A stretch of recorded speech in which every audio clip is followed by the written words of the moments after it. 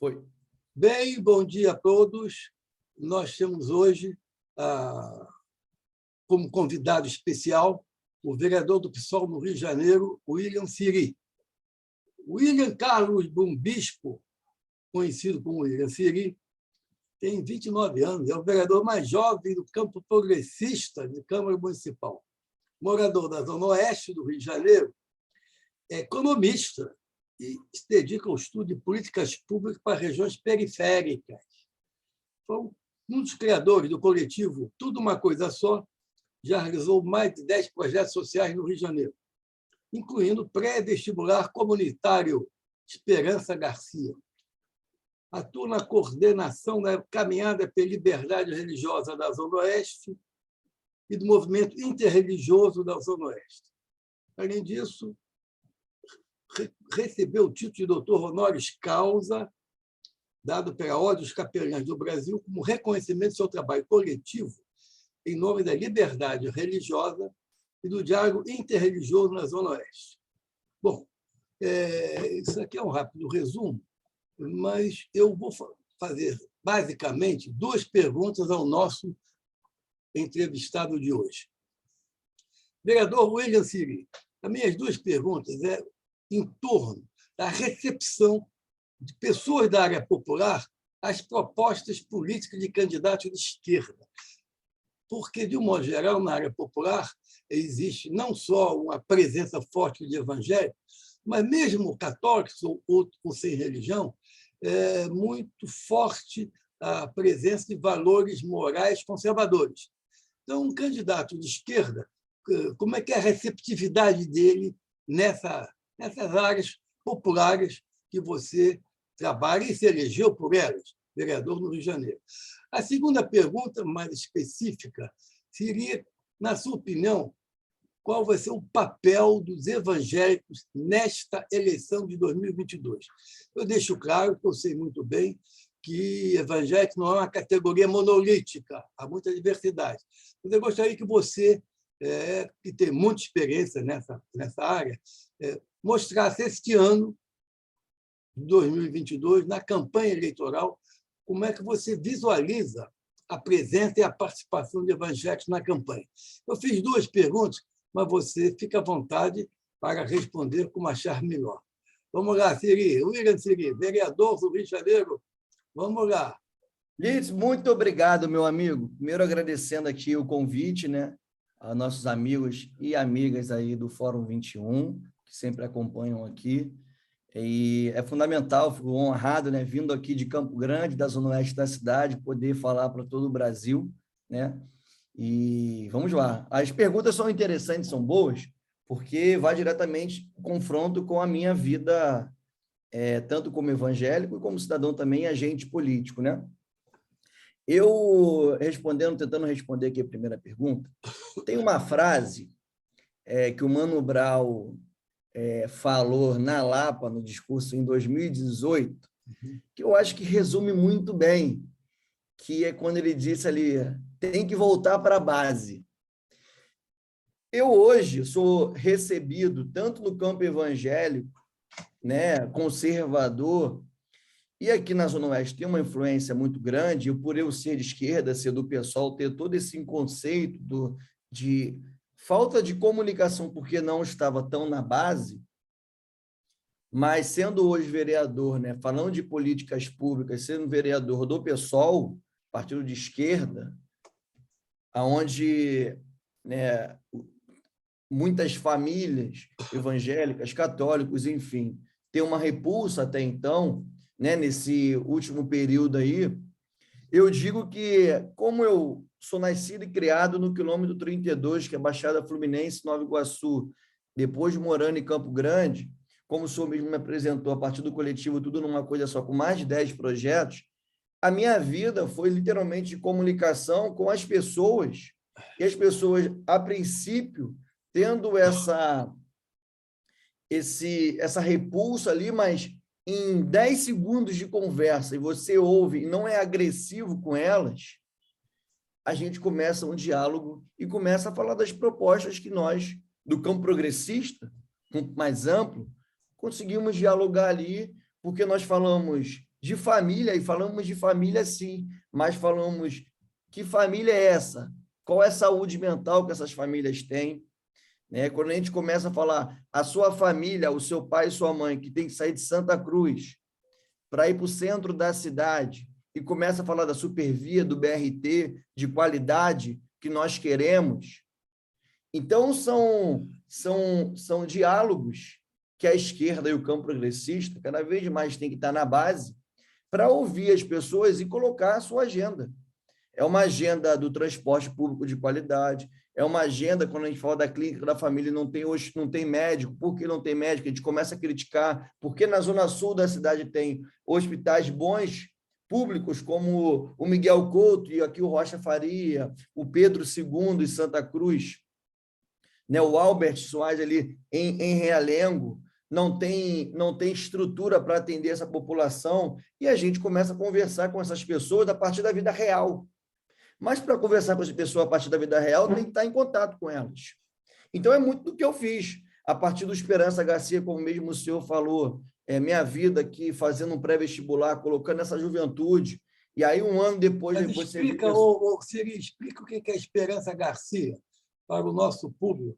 Não, obrigado. Esperança Garcia é um pré-vestibular comunitário que nós fizemos aqui, né? Na zona oeste da cidade, e começamos a colocar jovens, todos eles de colégio público, e na sua grande maioria negros e negras, que era ali a escolha que nós tínhamos, né, primordial, para que essas pessoas fizessem um bom pré-vestibular, todas elas do colégio público, como eu disse, e depois prestassem um pré-vestibular com qualidade. Aí você vê pessoas de Sepitiba, que não tinha a menor perspectiva, né? Somente por um colégio que, infelizmente, não é de qualidade, mas tem professores dando seu sangue, né? E consegue passar para a Rural, consegue passar para o UERJ, o FRJ, jovens que na história da sua família ninguém entrou para a universidade.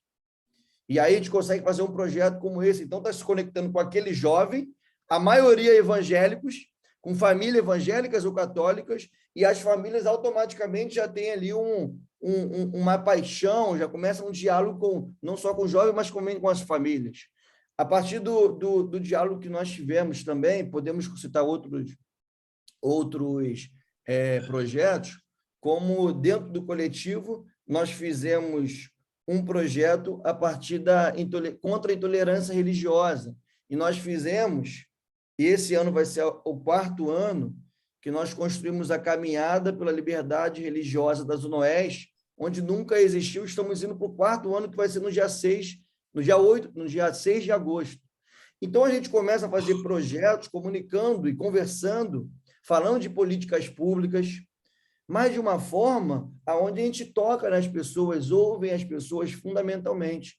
Então, assim que eu consegui me eleger como vereador da cidade do Rio de Janeiro, mas com mais de quase 100% dos meus votos na Zona Oeste, mas, como o Mano Brown mesmo disse, né? Precisamos voltar para a base. Voltar para a base é ouvir as pessoas, fazer projetos com elas, falar com as famílias, mas não só, e aí eu vou pegando o gancho da sua segunda pergunta, não só deixando, e aí eu falo como evangélico também, igrejeiro, nascido e criado no evangelho, mas não só colocando religiosos, pastores que não estão, como eu acredito, no Evangelho de Cristo, né?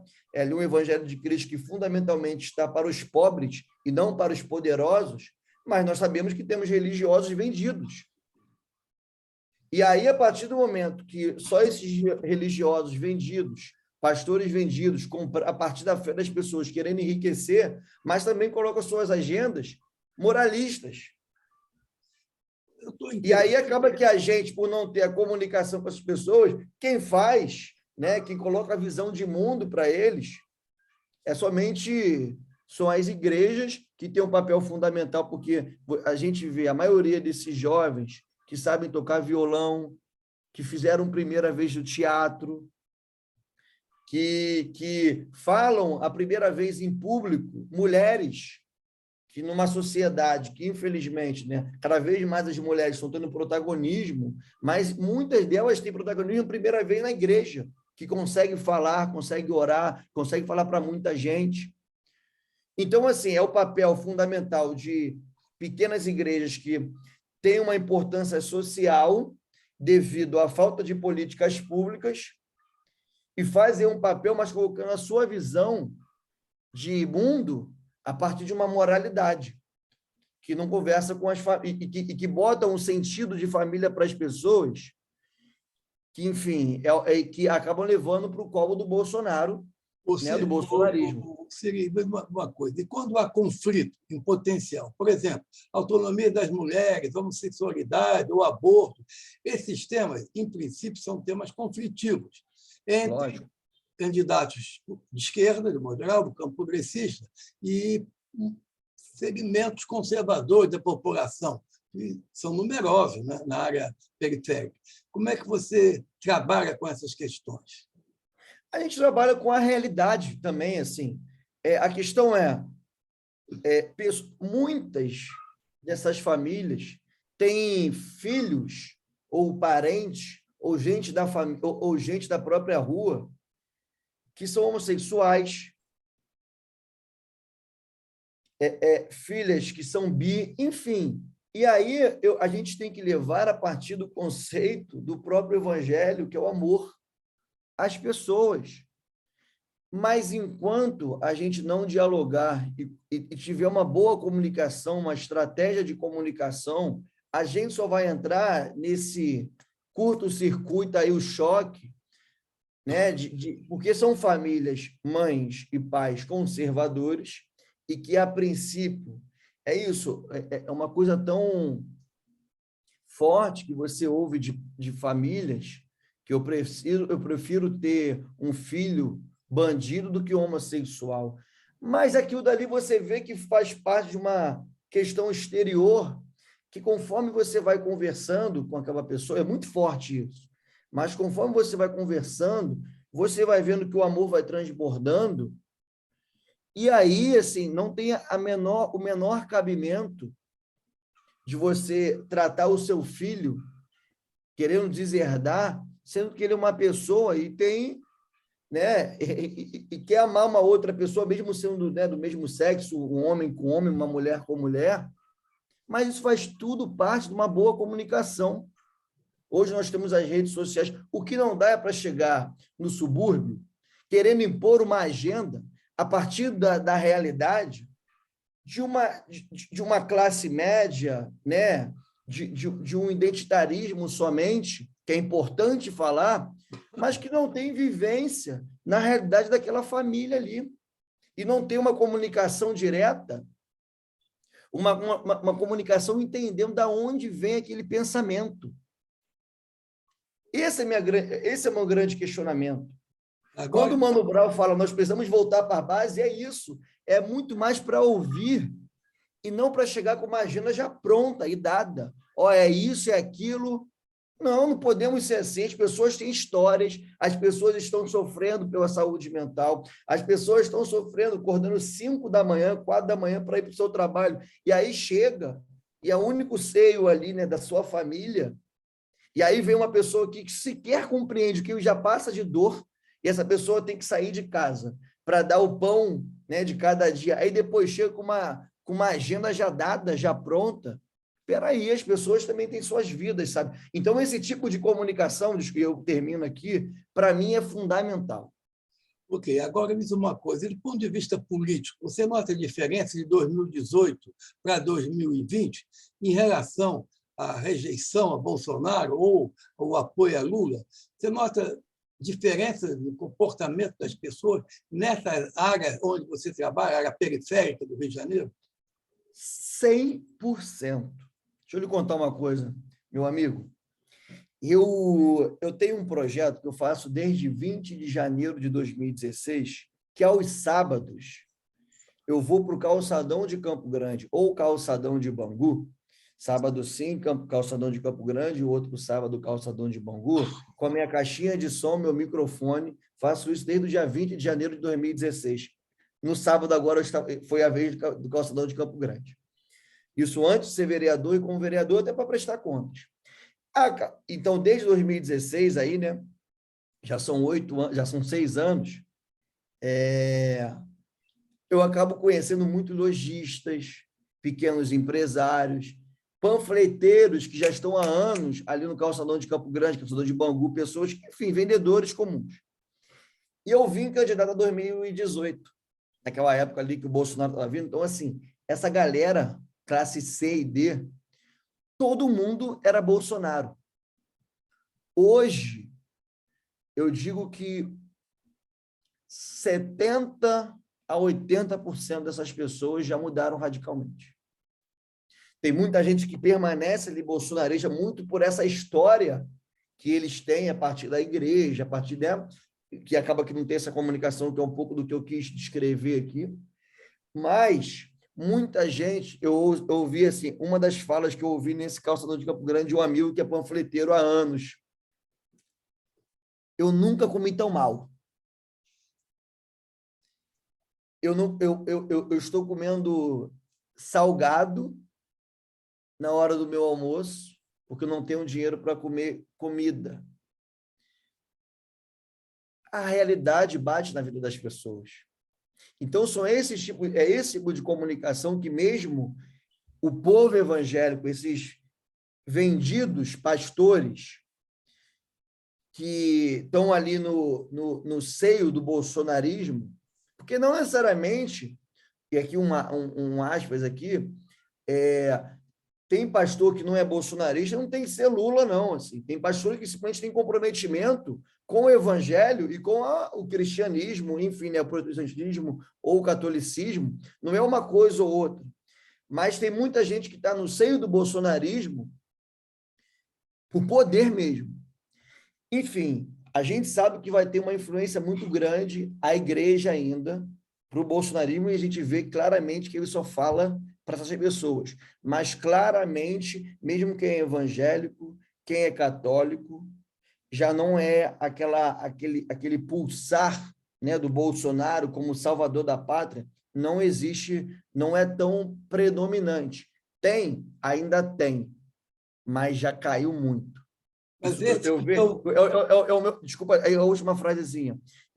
Para mim, o papo com o Siri é o momento, até mesmo como político e como concepção do evangelho, é o momento onde eu vejo que eu tenho mais ligação com Cristo. Porque é o momento onde eu vejo ali a dificuldade das pessoas que Calçadão de Campo Grande passa pessoas muito pobres, até pessoas da classe média daqui da Zona Oeste, mas é o momento que eu tenho ali a possibilidade de ouvir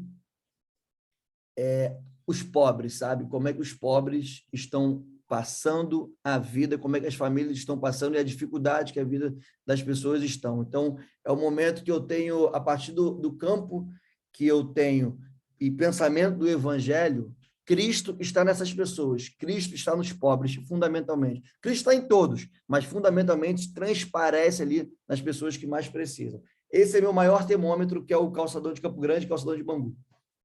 Bom, você é um evangélico de esquerda. Agora, eu queria saber, os evangélicos, de modo geral, que rejeitaram o Bolsonaro, vão votar em Lula ou não vão votar o voto nulo? Atitude, porque eu conheci gente que está revoltada, acho que foi enganada pelo Bolsonaro. Um taxista, por exemplo, me disse, nunca mais vou votar na vida. Revolta dele, sentir-se enganado, está com problema de alimentar a família, problema sério pelo altíssimo custo de vida, mas ele está desencantado com a política, porque foi enganado e não vota mais em ninguém. Existe essa atitude ou a maioria vai voltar no Lula? Eu acho que a polarização está dada, convenhamos. E aí acaba que essa memória de não ter, né, uma terceira via que tanto estão querendo aí, acaba que é isso, né? Ou é Bolsonaro, quem não vota mais no Bolsonaro porque está sendo impactado pela realidade, né, do pobrismo cada vez mais, ou vota no Lula, ou não vota em ninguém. Eu acho que votar numa terceira via não é muito difícil, é muito difícil. E aí, sendo mais direto... A terceira via só existe na mídia. Exatamente. E aí, sendo mais direto, a grande maioria, por essa memória do Lula, que comia bem e tudo mais, tinha a possibilidade de uma vida melhor, eu acho que a grande maioria, fundamentalmente dos pobres, classe C, classe D ali, vai votar no Lula. Porém, a grande mídia, durante esses anos todos, com todos os erros do PT, que a gente sabe, mas fizeram um marketing como o PT fosse o diabo. Então, isso ainda está muito entranhado na vida de muita gente. Então, por isso que essa dificuldade é onde as pessoas que estão decepcionadas com o Bolsonaro, fundamentalmente para chegar e vou votar no Lula, ainda tem... Tem um trabalho a ser feito. Ainda tem um trabalho a ser feito pelo próprio... Desculpa aqui, entrou uma ligação. Não, tudo bem. Ainda tem um trabalho muito grande a ser feito pela gente mesmo, né? Para compreender. Mas eu acho que, assim, querendo ou não, na campanha isso muda bastante também, né? Convenhamos. Assim, a propaganda eleitoral na televisão.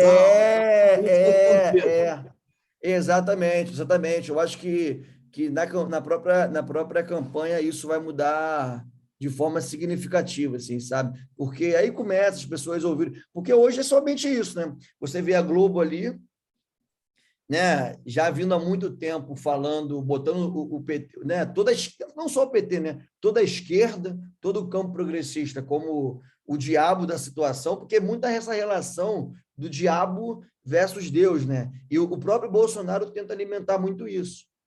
Então, mas eu acho que conforme for chegando a eleição e for colocando os projetos ali, e o próprio Bolsonaro não ter a capacidade, porque não tem como demonstrar algum projeto para a sociedade, eu acho que isso vai ficando mais óbvio para as pessoas, enfim, no momento ali, no dia D, que é a eleição, eu acho que isso tende as pessoas, até mesmo quem não vou votar no Lula por conta disso e aquilo, do passado, né? Eu acho que a realidade bateu na vida das pessoas, vai ter essa memória do Lula de ontem e acaba votando no Lula, sim. É o que eu acho, tá?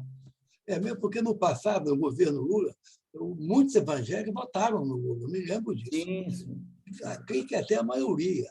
Foi o desgaste, o governo, a grande campanha da mídia, né, contra, associando o PT, corrupção, que calou fundo nessas pessoas. E também pela proximidade de muitos pastores com o governo Bolsonaro. Isso daí... Mas não vai ser... Olha, mas, meu amigo, não vai ser fácil, não. Sendo muito sincero, fundamentalmente pensando a partir do evangelho mesmo, dos evangélicos, né? Não será fácil.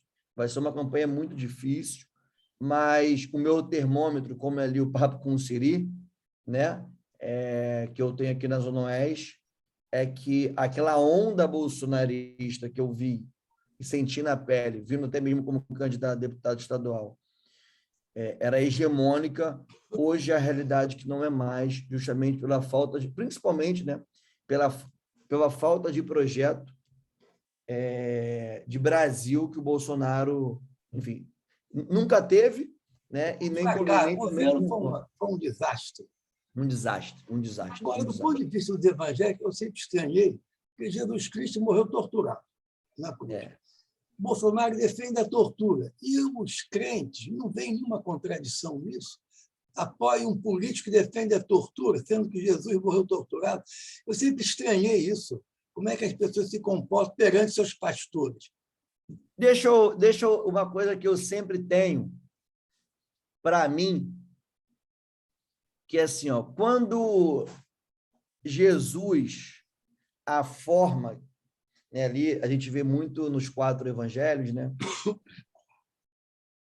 A forma que Jesus tratava com o povo, que até muitas vezes desdenhava dele, mas ele tratava o povo sempre no ensinamento e na exortação, mas uma exortação sempre com ensinamento. A única categoria que Jesus chamou de raça de víboras foi os fundamentalistas, os fariseus, na época, que são os fundamentalistas hoje. Onde eu quero dizer? O que eu quero dizer? Não mudou muita coisa. A questão é que quem comanda uma parte significativa, que são esses fundamentalistas, e tem muita propriedade, né? Tem muito o que dizer para o povo, porque tem uma estrutura enorme, sempre negaram a Jesus, sempre inventaram, né, loucuras a partir mesmo das suas próprias crenças para negar o evangelho do amor. Infelizmente, levava muita gente, e sempre levou muita gente. E não é diferente hoje. Não é diferente hoje.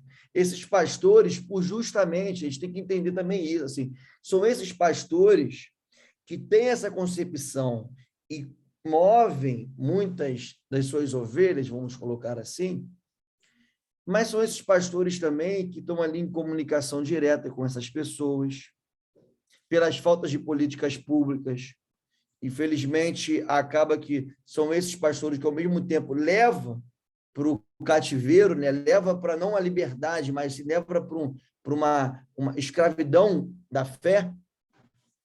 Mas são esses pastores que estão todos os dias nos seus templos. Né? Então, assim, é uma relação muito difícil mesmo. Mas desde que mundo é mundo é assim. Desde que mundo é mundo, Jesus já denunciava isso. Chamava essas mesmas figuras de raça de víboras por fazer isso com as pessoas. E não mudou muita coisa. Agora, voltando para o Brasil de 2022 e a campanha eleitoral, qual é a sua expectativa? Nós estamos chegando ao final da nossa entrevista. Não quero abusar da sua paciência, você é super ocupado, mas, enfim, em relação a este ano de 2022, a campanha, que vai ser dominado pela campanha eleitoral, principalmente, não só, mas principalmente, qual é a sua expectativa em relação ao comportamento daquele pessoal? Você faz um trabalho comunitário, um trabalho político, um trabalho social, então você tem contato com essa área popular, digamos assim, da periferia do Rio de Janeiro, na Zona Oeste. Qual é a sua expectativa do comportamento político e eleitoral dessas pessoas durante esse ano de 2022? E, com isso, você pode fazer uma apresentação final, dizer o que você... passar o recado se você quiser para encerrar a nossa entrevista. Não, show de bola. Eu acho, obrigado, sim, desde já, mas eu acho que essas eleições de 2022 vai ser um aprendizado muito grande para que nunca a gente esqueça que se a gente, em outro momento, né?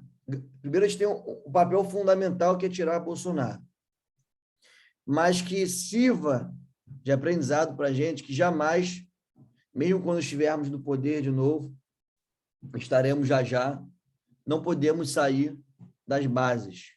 A gente tem que ter uma comunicação permanente, porque senão, quando o poder tem um pouco dessa... O senhor sabe muito mais do que eu, né? O poder tem disso, né? A gente, se não usar o poder a partir do amor para servir as pessoas, a gente usar o poder somente para a gente vai se afastando do povão, só que não existe espaço vazio. E aí dá brecha para um bolsonarismo ocupar. Então, eu acho que vai ser uma eleição muito difícil, uma eleição onde as pessoas estão cansadas. É bom a gente lembrar que desde 2013 a gente não parou de sair das ruas.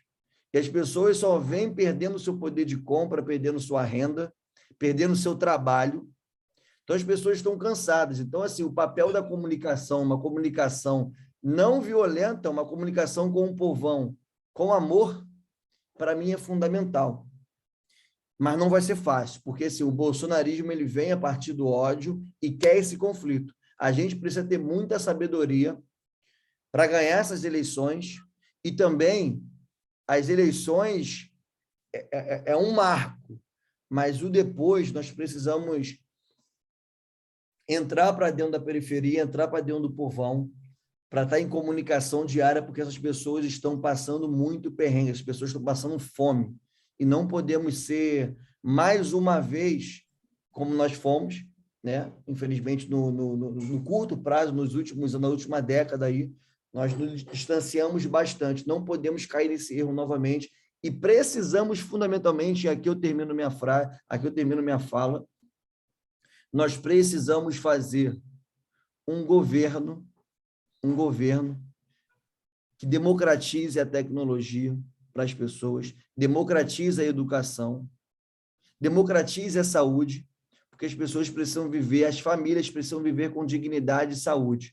Vai ser muito difícil, mas tem que ter como prioridade a democratização da renda, da riqueza desse país que é tão desigual e as pessoas estão sofrendo muito com isso.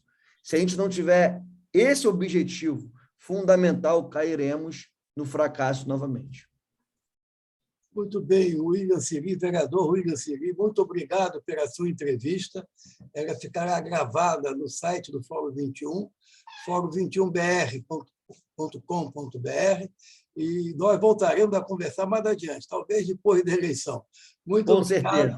Muito obrigado e parabéns pelo seu trabalho. Obrigado, meu amigo. Deus abençoe. Muito obrigado aí ao Fórum 21 também, todos os amigos e amigas que participam aqui. Fica com Deus, meu irmão. Um abraço.